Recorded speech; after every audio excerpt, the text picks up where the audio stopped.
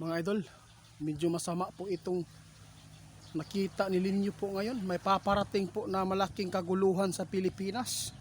Maghanda po tayo mga idol. Hindi po nakuha ng ating kaibigan kung sa Pilipinas po ba ito manggagaling dahil sa gulo po ngayon nangyayari. Tandaan po natin mga idol, sa 2027 at 2028 pinakamalaking gulo ang mangyayari. Hindi po natin alam kung ano po ang ibig sabihin ng ating kaibigan na magdudulot po ng kaguluhan, kung ano po ang sanhi. Kaibigan, bakit nakikita po niyo ito na hindi naman po kayo sigurado na dito manggagaling po ang gulo sa Pilipinas? Guys, ingat lang tayo guys ha. Si kaibigan nagbabala ngayon sa inyo na lagi po tayong maghahanda lagi at manalangin na lang tayo lagi din mga idol. Si kaibigan may nakita na masamang impormasyon ngayon sa Pilipinas na mayroon pong nakikita sila na magkakagulo. Mga idol, tandaan natin na hindi po natin alam ha. Baka po isa po ito sa sign na magkakaroon ng digmaan sa Pilipinas. Pinapahanda tayong lahat mga idol.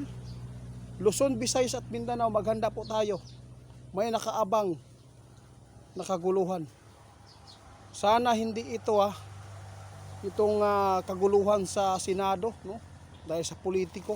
Kasi sa 2028 kung ano talaga yung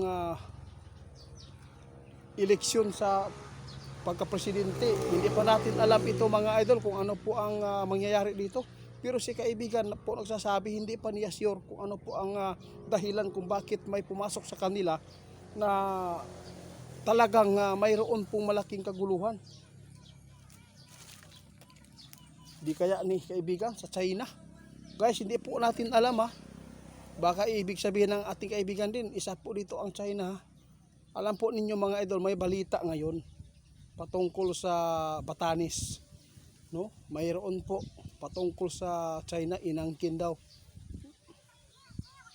Oo, kung talagang makakaroon ng kaguluhan dito, kawawa po tayo kasi hindi po nag-prepare ang ating presidente, ang ating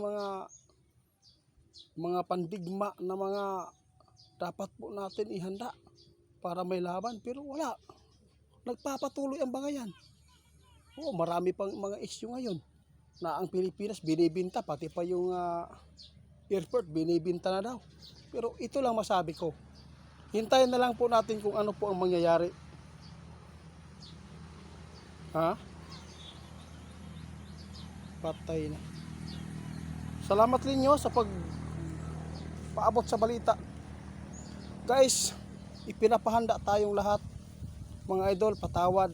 Wala akong magagawa. No?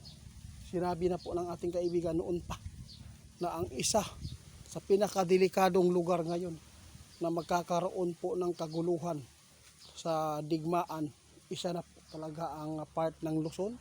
At ang Luzon, mga idol, tingnan po yung Batanes, malapit lang po sa China. Malapit lang po talaga tayo. Talagang napakaswerte ngayon ang nagkakaroon po ng lupa. Tulad po ng mga followers ko, nakabili ng lupa dito ngayon sa amin. Napakaswerte nyo. Kapag nagkakaroon ng gulo, pwede kayong makapunta dito anytime, no? At mas maganda pagtaniman ninyo ng mga pagkain sa bundok. Tama ka.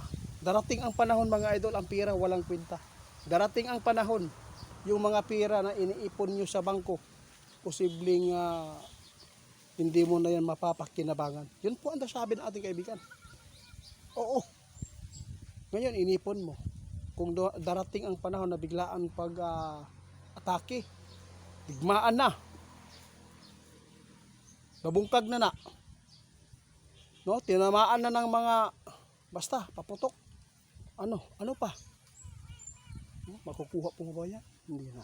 Kaya kung may pira tayo ngayon, be wise tayo mga idol. Bumili tayo ng mga luti sa mga lugar na malayo sa mga syudad para hindi po tayo mapapahamak kung magkakaroon po ng malakihang digmaan. Kumpirmado ng ating kaibigan, talagang nakikita po nila na mayroon pong nabubuong paparating din na kaguluhan. Lalo na dito sa ating bansa.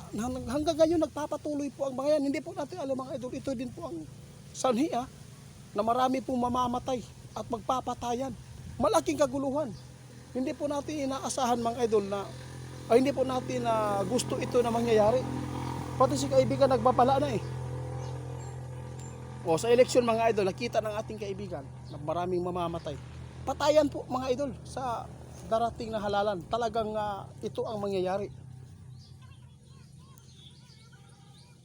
Sige kaibigan, wala tayong magagawa. Salamat po guys. Yun lang po. Si kaibigan umalis na. Wala akong magawa. Kung basta medyo masasama na talaga ang nakikita ng ating kaibigan dito sa ating mundo mga idol. Talagang marami po nagpapaabot sa atin. Itiit, may panahon pa ba ang Pilipinas gaganda pa? Wala na. Yun po ang totoo mga idol, hindi na gaganda. Mas lalo pang malubha ang kalagayan po dito sa atin. At mas lalo pang marami pong mga gagawa ng mga karumal-dumal na mga gawain. Alam po niyo mga idol, ang cellphone ngayon nagbibigay po sa utak ng mga kabataan na hindi na maganda at wala ng respeto. Yung respeto ngayon na nakikita pa natin, unti-unti yan mawawala. Yun po ang totoo dahil sa cellphone. At ikaw po ay naghahangad at nag-aasam-asam ka pa na may katahimikan pa ba mangyayari sa Pilipinas at gaganda pa ba? Wala na. Mas lalong lalala pa. Mga idol, makatikiman tayo ng kagandahan pero panandalian lamang.